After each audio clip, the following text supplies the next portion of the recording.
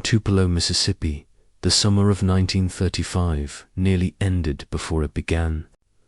A frail newborn, given only hours to live, was cradled in silence until a local nurse intervened.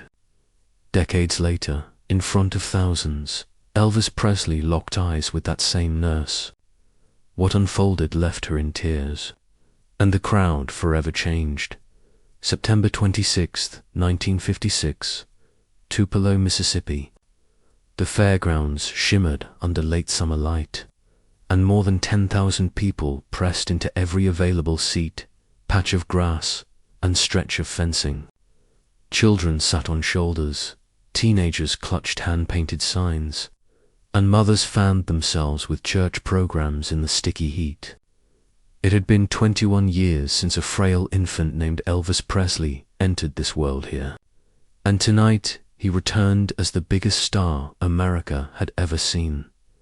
The stage had been built high against the open sky, wooden planks trembling under the weight of amplifiers, the smell of cotton candy mixed with dust rising from scuffed boots. Reporters clustered near the front, their flashbulbs waiting. Vernon and Gladys Presley stood quietly at the side, still stunned by how far their boy had come. The air hummed with expectancy, as though the entire town's pride rested on a single evening behind the stage curtain. Elvis adjusted the high collar of his pale gold jacket. His hair was perfectly combed, the famous curl falling just above his right brow. The voices outside surged like ocean waves, screams, laughter, chants of his name. He closed his eyes for a moment, almost in disbelief. Less than 2 years earlier, he'd been driving trucks for Crown Electric in Memphis. Now, the mayor of Tupelo had declared this Elvis Presley Day, a proclamation nailed to the entrance gate, confirmed it in bold lettering.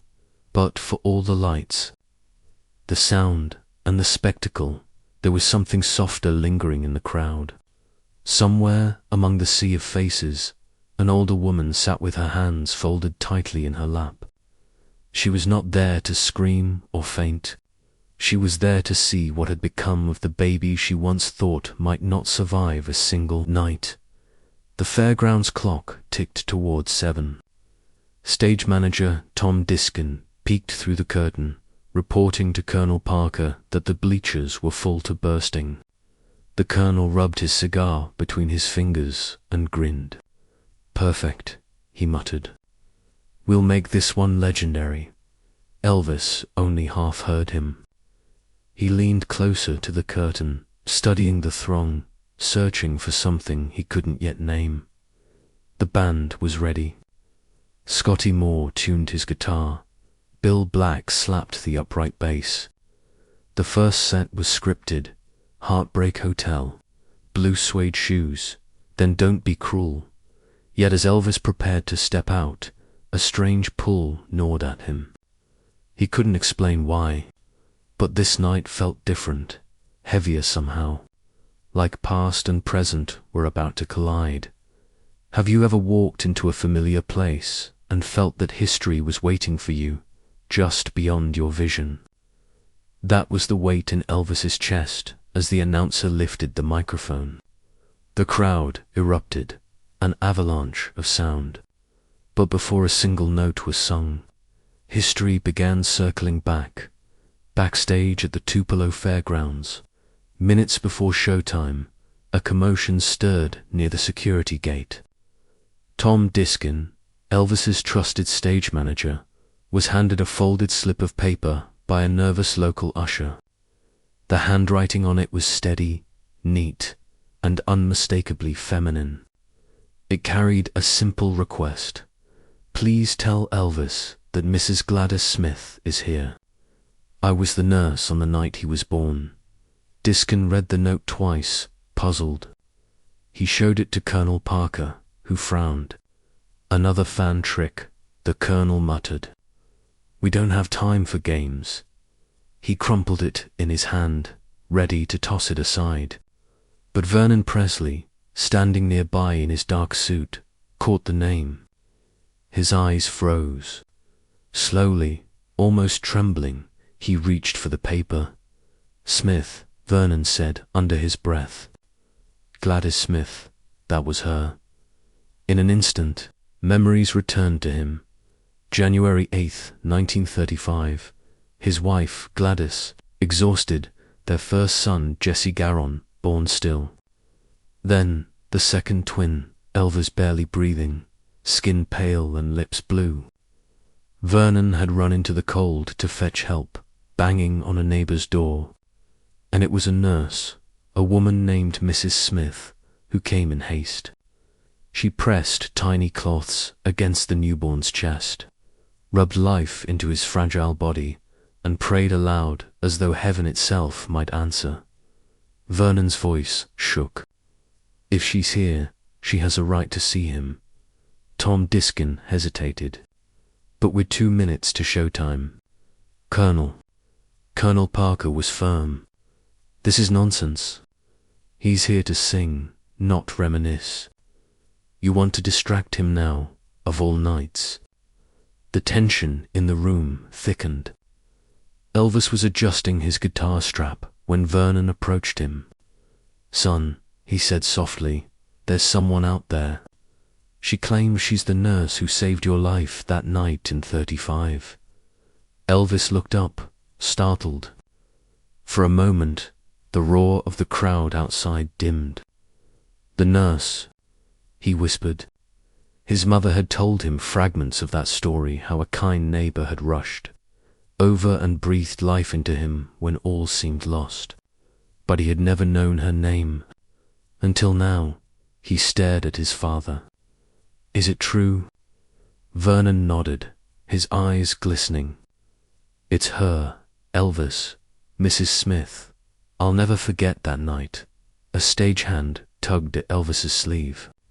They're announcing you. We have to go, but Elvis didn't move. The gravity of it settled on his shoulders. The thousands waiting outside, the bright lights, the music, they all seemed small compared to the thought of one woman in the stands who had once held his fate in her hands. Would you want to know, seconds before a performance, that the person who gave you your very first chance at life was sitting only a few yards away? Or would you push it aside, afraid of what the moment might change? Elvis drew a deep breath. His eyes hardened with decision. I want to see her, he said quietly. Colonel Parker protested, but the determination in Elvis's voice was final. Tell me where she's sitting, he ordered Disc. She's waited long enough. They decided to tell him, and his reaction changed the night. The announcer's booming voice rolled over the fairgrounds. Ladies and gentlemen, Tupelo's own Elvis Presley. The bleachers thundered with cheers. Teenagers shrieked. Mothers waved kerchiefs, and flashes from cameras popped like fireworks. Elvis stepped into the glare of the spotlight, his gold jacket glimmering against the dusky sky. 10,000 people surged forward, the air electric, expectant. He should have been smiling.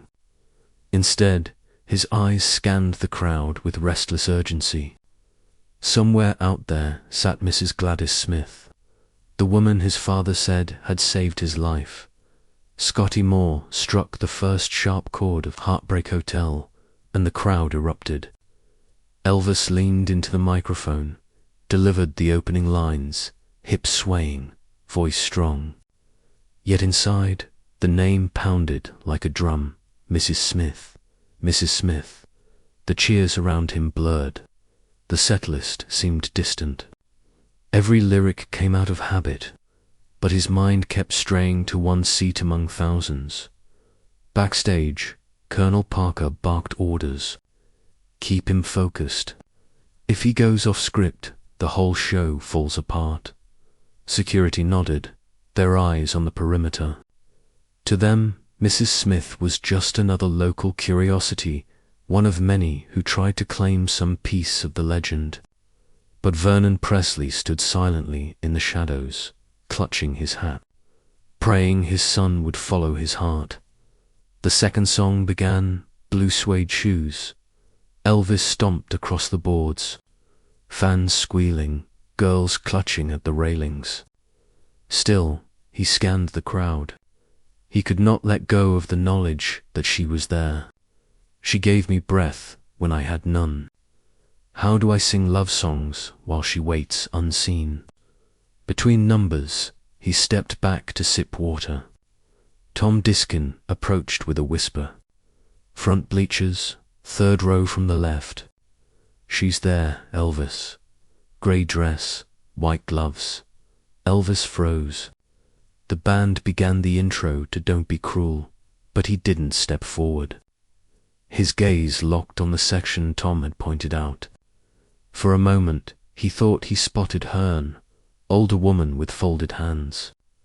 Eyes fixed on him, not screaming, not fainting, simply watching with quiet steadiness. The music carried on, but Elvis's voice wavered.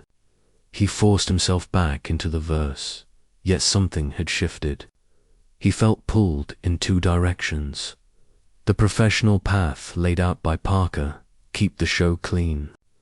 Polished, legendary, or the personal truth tugging at his chest. One that demanded gratitude be spoken aloud. Would you have the courage to break from the script, knowing 10,000 people were waiting on perfection? Or would you bury the moment, afraid of awkward silence in front of a roaring crowd? As the third song ended, applause rained down like thunder. Elvis caught his breath, gripping the microphone stand. His bandmates waited for the cue for the next number. Instead, Elvis looked out over the sea of faces and held up his hand. The music fell away. The cheering softened, puzzled. A ripple of unease spread through the fairgrounds. In the sudden quiet, even the cicadas seemed to hush. Colonel Parker's face reddened as he gestured wildly from the wings, but Elvis didn't move. He stared toward that one corner of the bleachers, heart pounding. He lowered the microphone from his lips, then raised it again, voice steady. There's someone out there tonight who means more to me than I can ever say. The arena went dead silent, and then, mid-song, Elvis suddenly halted the band. The spotlight hovered above him as the fairgrounds hushed. The crowd of more than 10,000 leaned forward, confused, expectant. Elvis Presley stood motionless at center stage, his gold jacket catching the last traces of twilight. He gripped the microphone with both hands, his breath audible in the sudden stillness. There's a lady here tonight, he began slowly, his voice dropping lower than his usual stage patter. Her name is Mrs. Gladys Smith. The name floated into the humid night. Murmurs swept the bleachers, fans exchanging puzzled glances. Some asked aloud, "Who's that?" Others craned their necks, trying to spot movement. She doesn't know I'm about to do this, Elvis continued, his eyes fixed on the front rows. But she's the nurse who was there when I was born. When I came into this world, she's the one who gave me my first breath. The arena went dead silent. Flashbulbs stilled. Even Colonel Parker's protests were swallowed by the hush. Elvis pointed toward the bleachers. "Mrs. Smith, would you please stand up?" For a long second, no one moved. Then, hesitantly, a small figure in a simple grey dress rose from her seat. White gloves clutched at the railing for balance. Her face, lined with age but radiant with quiet strength, tilted upward toward the stage. "There she is," Elvis said softly, almost reverently. The crowd gasped. A spotlight swiveled, bathing her in light. She raised one trembling hand in acknowledgement. The moment felt otherworldly, 10,000 witnesses holding their breath as a superstar addressed an unknown woman. Elvis stepped away from the microphone stand. Without waiting for security, He descended the stage stairs, his rhinestones flashing with every step. The band fell into silence. Reporters scrambled, cameras snapping furiously. The distance between stage and bleachers was short, but each stride seemed to echo across decades. He reached the railing where ushers quickly cleared a path. Mrs. Smith's eyes brimmed with tears as Elvis reached out, taking her gloved hands gently into his own. "Ma'am," he said quietly enough that only those closest could hear. "You saved me." Her lips quivered. "I only did what I could, son," she whispered. "God did the rest." The crowd strained to catch the words, but even without hearing them, they sensed the gravity. They saw Elvis Presley, the world's most electrifying performer, bow his head to a humble nurse. Have you ever witnessed a moment when time seemed to stop, when celebrity and ordinary life collided into something holy? That was the feeling that rippled through the fairgrounds. Elvis held her hands for what seemed an eternity. The cameras flashed. Girls who had been screaming minutes before now wiped their eyes. The hush was unbroken, save for the faint chirp of crickets at the edge of the grounds. He leaned closer, whispered again, and pressed a kiss to the back of her gloved hand. Then, still holding her arm, he gently guided her toward the stairs. "Come with me," he said. Ushers helped her up onto the wooden planks. The crowd erupted in applause. A release of tension so loud it rattled the amplifiers. Mrs. Smith stood on stage beside him, shaking from both nerves and awe. Elvis led her to the chair kept for him between sets. Motioning for her to sit, he returned to the microphone, voice steadier now. "Ladies and gentlemen," he declared, "I wouldn't be here without this woman.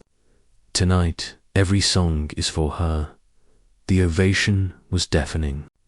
Fans stamped their feet, reporters scribbled furiously, and Vernon Presley's eyes glistened in the wings. What happened next sent another hush across thousands. The ovation thundered across the fairgrounds, but Elvis did not rush back into the set. Instead, he turned toward the chair where Mrs. Smith now sat, her hands trembling in her lap, the spotlight catching the faint shimmer of her white gloves. 10,000 pairs of eyes followed his every move, waiting to see what the king of rock and roll would do next. He motioned for the band to remain silent. "Folks," he said into the microphone, "sometimes music ain't about fame or fortune. Sometimes it's about saying thank you." His voice cracked slightly on the word thank. The crowd hushed again, sensing something unscripted. Elvis reached up and pulled the scarf from around his own neck. It was a stage trademark, the kind fans clamored for, but tonight he carried it with new meaning. He walked over, knelt beside Mrs. Smith, and placed the scarf gently in her hands. "This is yours," he said. "It's a poor trade for a life, but it comes with all my heart." The gesture sent a ripple through the audience. Mothers sobbed openly, teenagers clutched each other, and even hardened reporters lowered their cameras for a moment, recognizing that history was unfolding not in music, but in mercy. Then Elvis returned to the microphone stand, strumming a soft chord on his guitar. He turned toward her and announced, "This next one. This is for you, Mrs. Smith." The band joined gently as he began to sing "Love Me Tender." The fairgrounds transformed. Instead of screams, there was a reverent quiet. Voices that usually shouted his name now wept along softly to the lyrics. Some fans folded their hands as though in prayer. Others pressed close to strangers, bound together by the raw tenderness of the moment. Have you ever been in a place where gratitude became contagious, where one person's thankfulness spread like fire across thousands? That was the air in Tupelo that night. Halfway through the song, Elvis looked over and saw Mrs. Smith covering her face, tears running freely down her cheeks. He smiled at her, voice growing gentler, as if the crowd of 10,000 had vanished and only she remained. The notes hung in the humid evening, every word a bridge between past and present. When the song ended, the crowd exploded into applause, louder than anything before. But Elvis didn't bask in it. He bowed his head toward her once more. "You gave me life," he said into the microphone. "Tonight, I give you my thanks." The next number was Hound Dog, a song designed to whip fans into frenzy. Yet even as Elvis launched into its rollicking rhythm, the mood of gratitude lingered. Security guards at the edges of the stage, men known for their stern silence, were spotted wiping at their eyes. Photographers caught close-ups of teenage girls sobbing into each other's shoulders. Scarves pressed against their faces, not from excitement alone, but from the sheer weight of compassion they had witnessed. By the time the final chord reverberated, the entire fairground felt different. This was no longer just another Elvis concert. It had become something sacred, a communal vow of recognition for one act of kindness performed 2 decades earlier in a modest home by the finale. Even security guards wiped away tears the following morning. Local newspapers carried bold headlines above grainy black and white. Photographs, "Elvis honors nurse who saved him." The images showed Mrs. Smith seated beside him, the white scarf still clutched tightly in her lap, while Elvis knelt at her side. In a town accustomed to spectacle, this story eclipsed them all. Word traveled beyond Tupelo. Fan magazines in Memphis and Nashville reprinted the accounts, followed by syndicated blurbs in national columns. To teenage readers, it was a tale that made their idol seem both larger than life and achingly human.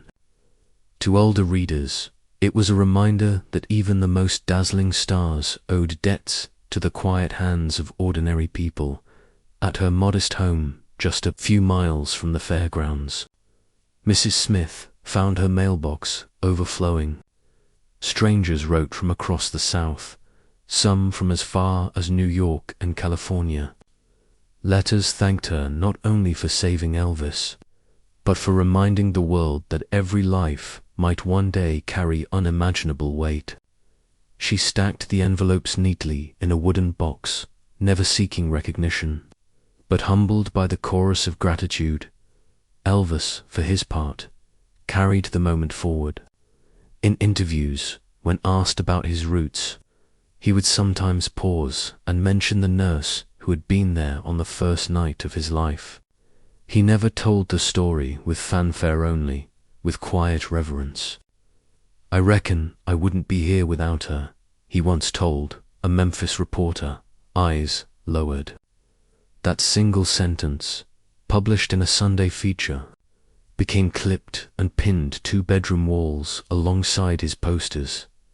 Years later, when the Elvis Presley birthplace grounds in Tupelo were expanded to include commemorative exhibits, a small plaque was installed near the humble wooden house where he was born. It bore simple words, "In honor of Mrs. Gladys Smith, whose hands gave a newborn his first chance at life." Visitors touched the metal gently, some leaving flowers, others bowing their heads for a moment of silence. Have you ever seen how a single act, once hidden in obscurity, can ripple outward until it becomes part of legend itself? That is what happened here. The night in 1956 did more than honor and nurse it, reminded fans that behind the legend was a fragile boy who might not have survived without compassion. It gave depth to the music, a moral chord running beneath every hit song. And for Mrs. Smith, it offered something priceless, the knowledge that her small act had not been forgotten. In the years that followed, as Elvis's fame grew beyond imagination, People in Tupelo carried that memory like a secret badge of honor. "I was there the night he thanked her," locals would say. "I saw him stop the show for the woman who saved his life." Those words, passed from mouth to mouth, carried more weight than any platinum record. Her quiet deed, once private, became part of a legend's origin. Fame often blurs beginnings. For Elvis Presley, millions saw the rhinestones, the gyrating hips, the flashing smile. Few considered the fragile breath of a newborn in 1935, or the neighbor nurse who raced through the night to save him. Yet in Tupelo, on that warm September evening in 1956, he chose to make it visible. The choice mattered. He could have followed the script, delivered the hits, and walked off to adoration. Instead, he paused, the roar of 10,000 voices, to honor one woman's quiet mercy. In doing so, he reminded everyone that gratitude is not weakness, it is strength. Think about your own life. Who gave you a chance when you couldn't stand on your own? Who whispered encouragement when you thought you might fail? Elvis answered those questions in public with a song, a scarf, and a heartfelt bow. The crowd that night witnessed more than entertainment. They saw a man confront the truth of his own beginnings and acknowledge it before the world. The fairgrounds, usually filled with noise and dust, became a kind of cathedral where compassion was the sermon. For some in attendance, it was the first time they saw love expressed as reverence rather than romance. As years passed, the story softened into memory, retold by locals and printed in scrapbooks. Yet its moral remained sharp. Even legends are built on unseen kindness. Elvis, for all his fame, refused to forget.